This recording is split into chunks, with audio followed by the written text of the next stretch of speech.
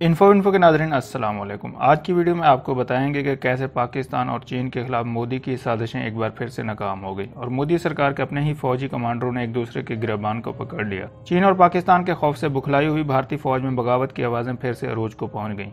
पाकिस्तान के खिलाफ महाज खोलना मोदी सरकार की फौज के गले की हड्डी बन गया।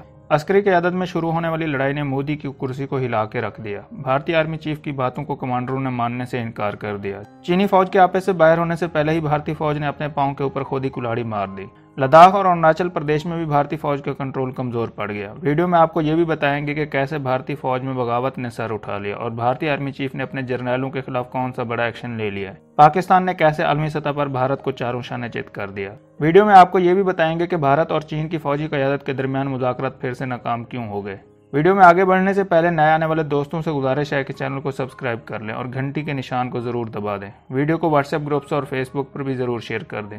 नाज़रीन इकराम, चीन और पाकिस्तान को धमकियां देने वाला भारत खुद ही बैरूनी खतरात के बाद अब शदीद किस्म के अंदरूनी इंतशार का शिकार हो चुका है। इस इंतशार ने पूरे भारत को अपनी लपेट में लेना शुरू कर दिया है। चीन के हाथों लद्दाख में बदतरीन शिकस्त के बाद भारत के फौजी हलकों में हलचल मची हुई है और हालात इस कदर कशीदा हो चुके हैं कि मोदी जो चीन के खिलाफ बड़े बड़े दावे कर चुके थे, अब अपनी फौज की वजह से अपनी कुर्सी को संभालने में नाकाम होते नजर आने लगे। भारतीय जर्नैल बिपिन रावत के खित्ते में जारी अस्करी पॉलिसियों की वजह से इसके अपने ही कमांडर नाराज हो गए हैं और अब उन्होंने आला अस्करी क़यादत के अहकामात को मानने से इनकार कर दिया है। भारत की अस्करी और सियासी क़यादत दो धड़ों में तकसीम हो गई है। बिपिन रावत ने मोदी को खुश करने की बजाय उल्टा मोदी की कुर्सी को हिला के रख दिया। नाज़रीन इकराम, नरेंद्र मोदी की सरकार की देखा देखी में भारत की फौज भी दो धड़ों में तकसीम होने के साथ साथ रियासत की राह पर चल पड़ी है। अख्तियारात की जंग में दो 3 स्टार जनरल्स एक दूसरे के आमने सामने आ चुके हैं, जिसकी वजह से भारतीय फौज की आला क़यादत में फूट पड़ गई है। पाकिस्तान के साथ हजारों किलोमीटर तवील सरहद पर तैनात साउथ वेस्टर्न कमांड को दो जर्नैल अपनी मर्जी के साथ चलाने लगे हैं। मोदी की 56 इंच की छाती पहले से ही सुकड़ कर आधी रह गई है, तो भारतीय फौज ने जिल्लत और रुसवाई की बड़ी दलदल में जाने की बजाय अब चुल्लू भर पानी का भी इंतजाम खुद ही कर लिया।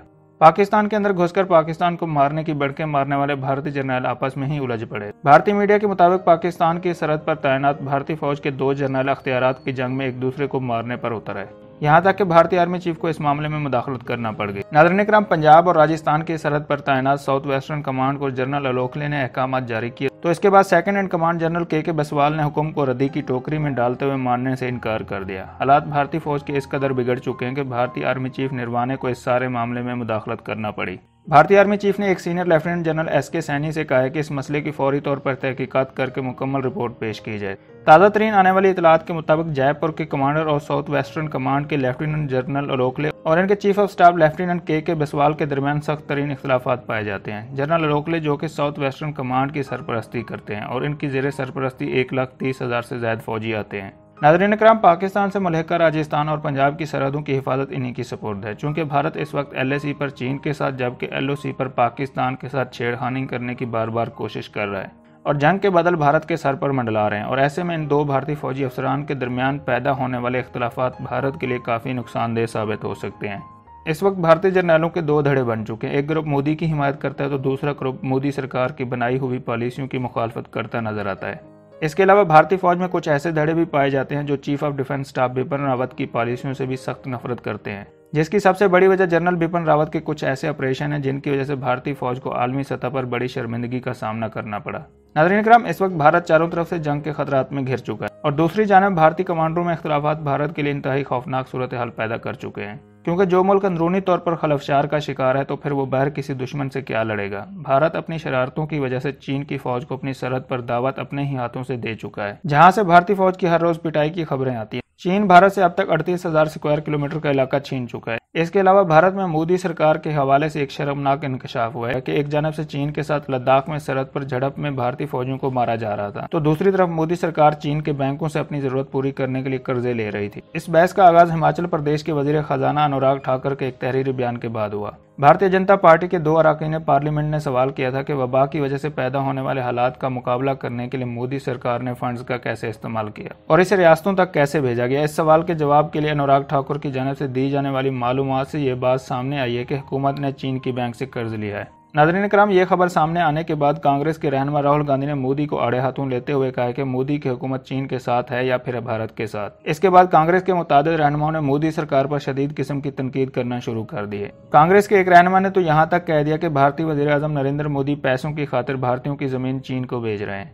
नाज़रीन इकराम, भारत की जानिब से एक और झूठा दावा सामने आ रहा है कि भारत की फौज ने कोह कैलाश और मानसरोवर झील पर कब्जा कर लिया, लेकिन हालात इसके बिल्कुल बरअक्स हैं। भारत और चीन के दरमियान सरहदी कशीदगी को हल करने के लिए दोनों मुल्कों के फौजी कमांडरों के दरमियान छठे दौर की तवील बातचीत के बाद जारी बयान में किसी पेशरफ्त का जिक्र नहीं किया गया। नाज़रीन इकराम, एशिया के दो चौरी सलाहियत रखने वाले पड़ोसी ममालिक भारत और चीन के फौजी गुज़श्ता जून से लाइन ऑफ एक्चुअल कंट्रोल पर एक दूसरे के आमने सामने हैं। सरहद पर जारी फौजी कशीदगी को ख़त्म करने के लिए सफारती और फौजी सतह पर कई दौर की बातचीत के बावजूद अभी तक कोई काबिल जिक्र पेशरफ्त नहीं हो सकी। 21 सितंबर को दोनों मुल्कों के फौजी कमांडरों के दरमियान 14 घंटे तक चलने वाली बातचीत के बाद भारतीय फौज की तरफ से एक बयान जारी किया गया, जिसमें कहा गया कि बातचीत में इस अमर पर इत्तफाक हुआ कि दोनों मुल्कों की फौज सरहद पर अपने जवानों की तादाद में मजीद इजाफा नहीं करेंगी।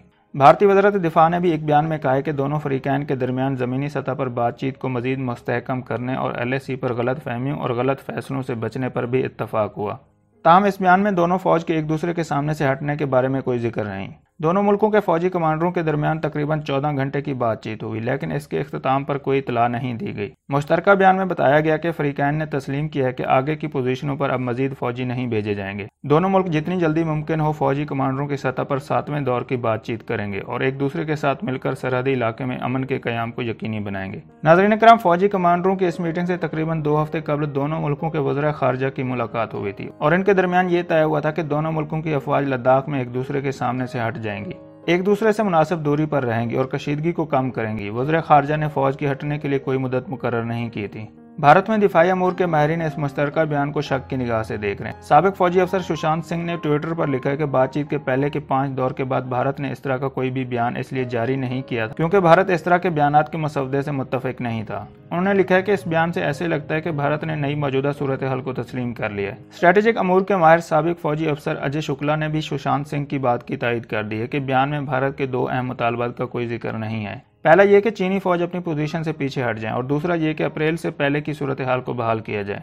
नाज़रीन इकराम, अजय शुक्ला ने ज़राए के हवाले से मजीद कहा है कि चीनी फौज PLA ने भारतीय फौज से कहा है कि चीनी सिपाही अपनी मौजूदा पोजीशन से पीछे हटने पर उसी वक्त गौर करेंगे जब भारतीय फौजी बुलंदी पर इन मकामात से हट जाएं जिन पर उन्होंने 30 अगस्त को कंट्रोल हासिल कर लिया था। दोनों मुल्कों के फौजी कमांडरों के दरमियान छठे दौर की इस बातचीत से सरहद पर जारी कशीदगी कम होने के कोई खास असर दिखाई नहीं दे रहे। ख्याल रहे कि भारत और चीन के दरमियान 15 जून से उस वक्त से सरहद पर कशीदगी जारी है जब दोनों मुल्कों की फौज के दरमियान तसादम और हाथापाई हो गई थी। इसमें कम अज कम 20 भारतीय फौजी मारे गए थे। गो के इस तसादम में चीनी फौजों की भी हलाकत हुई थी, लेकिन बीजिंग ने अब तक इनकी तादाद नहीं बताई।